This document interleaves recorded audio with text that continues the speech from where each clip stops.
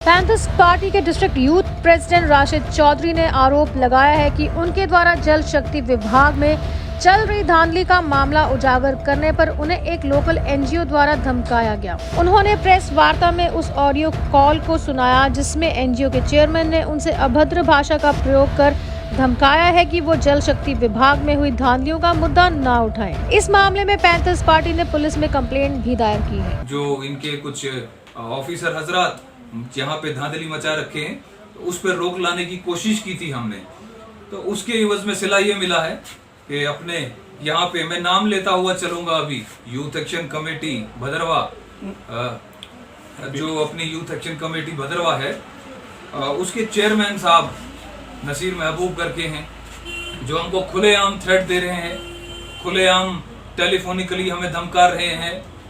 वो threat to life दे रहे हैं हमें कि सड़क में बाजू काट दी जाएगी, टांगे काट दी जाएंगी, और उसके बाद ये कहा जा रहा है धड़ल्ले से कि पैसे दे देंगे, देखते हैं फिर क्या होगा। हमें उसमें भी यार नहीं है कहते हुए, तो हम फिर कोई परवाह नहीं है, हम इस चीज को आखिर तक पहुंचाएंगे। अगर कोई एजेंडा और कोई झंडा हम लोगों ने उठाया है उसको आखिर तक पहुंचाएंगे, फिर चाहे टांग कटे या बटे, जरा भी यार नहीं है।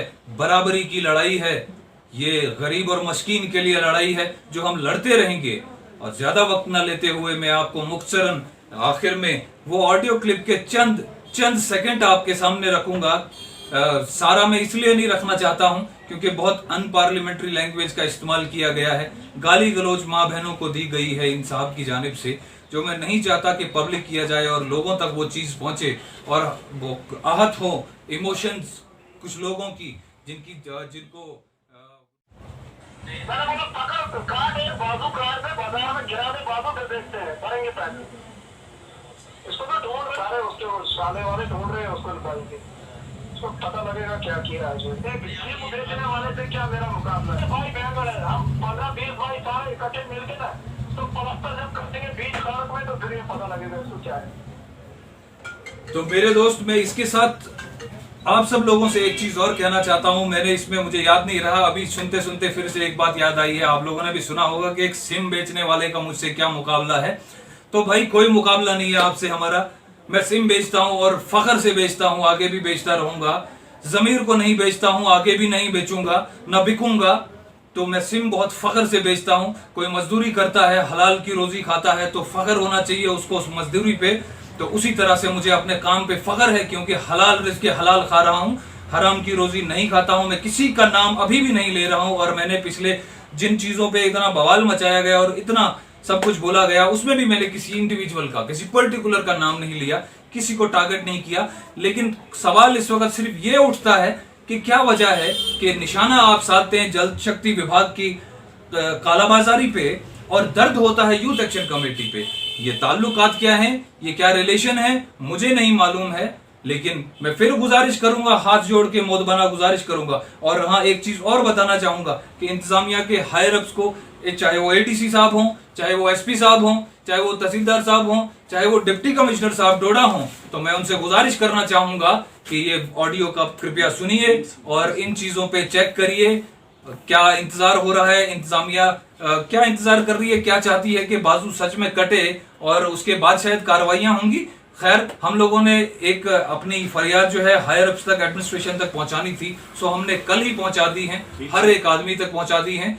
हमारी बात हो रखी है अपने chief patron professor Bhim Singh ji के साथ में, वो भी इसमें पेशरफ्त करेंगे और जो उनसे बन पड़ेगा वो करेंगे। उन्होंने उस पर शुरुआत भी की है। हर्षदेव सिंह जी चेयरमैन साहब से हमारी बात हुई है, उन तक ये ऑडियो पहुंचा दिया है हमने, वो वहां से कार्रवाई करेंगे, की भी है उन्होंने स्टार्ट। और उसके साथ बलवंत सिंह मनकोटिया जी हमारी पार्टी के प्रेसिडेंट हैं, उन्होंने भी अपनी कार्रवाई शुरू कर दी है।